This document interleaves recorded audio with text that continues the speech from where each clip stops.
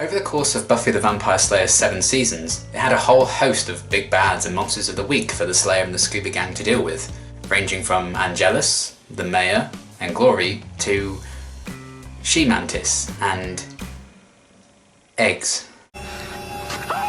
Can't win them all. More often than not, however, Buffy really delivered the goods with its villains, whether they were physical threats, psychological horror fests, or both, and that's not even including the greatest Buffy villain of all time, the HD remaster. I've finished the show, I can mock it now, it's great. Some villains left an impact through sheer scariness alone, but others left me awake at night for much deeper reasons stemming from their time on the show. Here are just 6 examples, and obviously, beware of spoilers. What would you call that one? I see. Despite a more bizarre origin, dwelling within meteors and summoned periodically to, and I'm not thrilled with the concept, eliminate the mentally ill, the Queller demon is a gross little slug-like demon the Scooby Gang face off against in Season 5's Listening to Fear. Summoned to Earth by Ben, who has a connection to the season's big bad Glory, and is trying to clean up the trail of mentally ill patients she's leaving in her wake, the Queller demon makes the mistake of targeting Buffy's mother Joyce, who's being treated for a brain tumour. The look of the demon may not be the most complex, especially its face, and can be seen as silly to some, but with the episode keeping it unseen in shadow for a good chunk, the way it slides along unseen, knowing you could look up at the ceiling in the middle of the night to see it staring down at you, its high-pitched screeches, whatever that gunk is, it's a creepy little thing. And nothing needs that many teeth. Nothing. I think I said it best when I first watched this episode. Gross little shit. Buffy soon dispatches it with some help from Dawn and Spike. All's well that ends well, and Joyce is absolutely fine. Just fine. Open your eyes.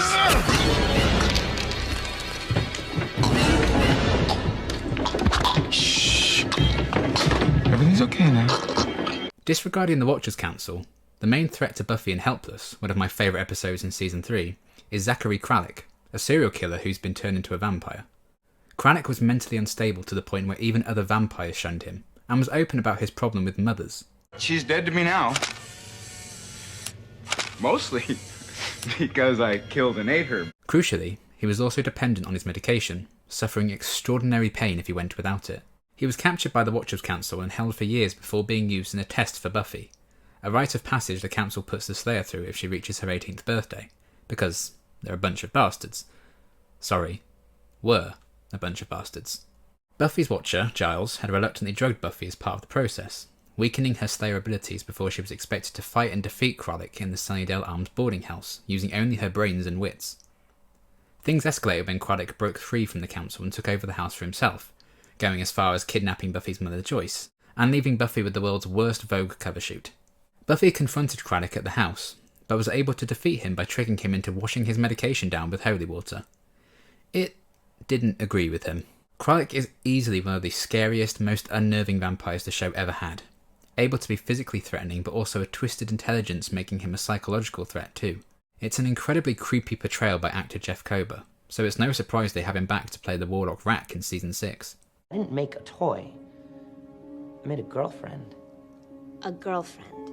First appearing in Season 5's I Was Made to Love You, Warren's introduction to the series as a maker of robot girlfriend April, and later creator of the Buffy bot to fulfill Spike's twisted wishes, was never an indicator that he'd be winning the Stand-Up Guy of the Year award. However, further appearances into Season 6 showed even more of a sinister side to him as he led the trio, a group of nerds who set out to take over Sunnydale. Not only would he concoct plans with Andrew Wells and Jonathan Levinson to mess with Buffy and her friends and steal any money and objects they desired for their plans, Warren was shown to be incredibly emotionally manipulative towards his peers and just an all-around jerk. As if he wasn't already enough of a slimeball, his twisted plot to use a cerebral dampener on ex-girlfriend Katrina to turn her into a sex slave led to her accidental murder at his hands. Things continued to escalate as an attempt on Buffy's life then led to yet another accidental murder, this time of the precious Tara McClay. Tara's girlfriend Willow went a tiny little bit evil in her grief, and by a tiny little bit I mean the complete opposite. Warren arguably got what he deserved for being rotten inside. Okay, not literally rotten inside as it turns out, when Willow hunted him down and flayed him alive in one of the show's most brutal, shocking and disgusting moments. Warren may not be the most physically intimidating and terrifying to look at villains on the show, especially not compared to the other entries in this video, but thanks to an amazing performance from Adam Bush, you can't not find Warren downright despicable. He's a disgusting example of a human being, but the truly scary thing is, Warren is also the most realistic villain of them all. I still lie awake at night thinking about all the ways in which he's the absolute worst. God, he's the worst. They were here they were, and there they went. Gone, all gone, what a pretty song. One of the most unnerving, skin-crawlingly horrible demons Buffy had to offer was Gnarl, the antagonist of Season 7's Same Time, Same Place. Gnarl was not only creepy to watch, with piercing eyes, elongated features, and a sing-song voice. It used a paralysing poison in its fingernails to leave its victims unable to move as it slowly peeled away and ate their skin, all while the poor victims were still alive. One such victim was Willow, who had recently returned to Sunnydale after the whole being evil thing, and had stumbled across one of the Gnarl's earlier victims before investigating further and finding its lair in a cave in Sunnydale.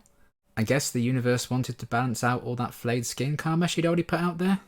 Either way, Gnarl toying with its victims and taking its time to eat their flesh is a horrific, disturbing sight that I've never quite gotten over since I first saw it. It's an insanely scary performance from Camden Toy, who chews the scenery, quite literally I suppose, in the best way. Gnarl is such a creepy creation that it became a standout foe in the entire series for me, but I was still very happy to see Buffy save the day and gouge its eyes out.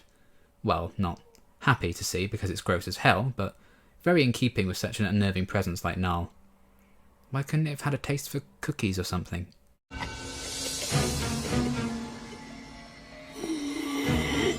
I have a deep enjoyment for Season 2's Kill by Death that I can't fully explain, but its biggest strength is its villain, which is probably the Buffy villain that terrifies me the most, Dekindestod.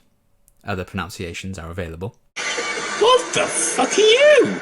Dekindestod was a demon that sucked the life out of sick children, choosing them as its victims so that their deaths from an apparent fever didn't come across as too suspicious. Buffy encountered it in Kill by Death when she was being treated for flu at the hospital, but soon came to realise Dekindestod couldn't be seen by adults, only by feverishly ill children. Its skeletal face, creepy demeanour and scary presence throughout the episode made Dekindestod completely break my fearometer, even more so when... absolutely horrifying. It was an odd choice when the episode links the death of Buffy's cousin when she was a little girl to Dekindestod, with the show not mentioning such a traumatic event in Buffy's life before or after this, but I personally quite like the connection. It makes Dekindestod's single episode appearance even more memorable for me, as well as the fact that I still see it every time I close my eyes. I still have to lovingly nickname it Dekinderegg to try and forget how much this thing scares me. I can sleep easy in my bed knowing Buffy defeated Dekindestod with a snap of its neck, but that doesn't take anything away from how unsettling this guy is. Ugh.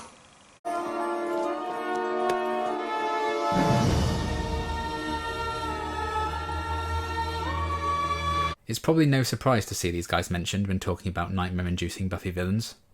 Quite possibly the most iconic adversary Buffy faced, the gentleman featured in Hush, one of the show's most well-regarded and experimental episodes, in which the town of Sunnydale turns silent overnight, when the gentlemen come to play and still everyone's voices as part of a plot to take 7 human hearts from the town.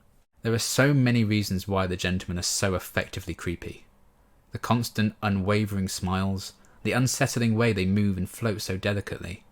The level of physicality the performers give to the gentleman is second to none. The idea that no one can let out cries for help as they cut out your heart. The implications of what the gentlemen are capable of is scary enough, but their simple design of their grey skeletal heads and suits makes them incredibly distinguishable from some of the other monsters and demons the show has showcased. Their dreary appearance perfectly reflected the horrors of the world they're able to create overnight, and a great reflection of what is often a lot of the characters in Buffy's greatest weakness, an inability to communicate properly. Even the way they're defeated is memorable, with Buffy and Riley working together to destroy the box containing everyone's voices, leading to Buffy's scream causing the gentleman's head to explode in a parade of yellow gloop.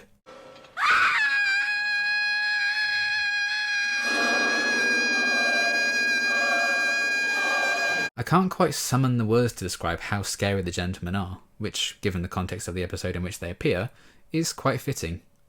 Let's give them a hand.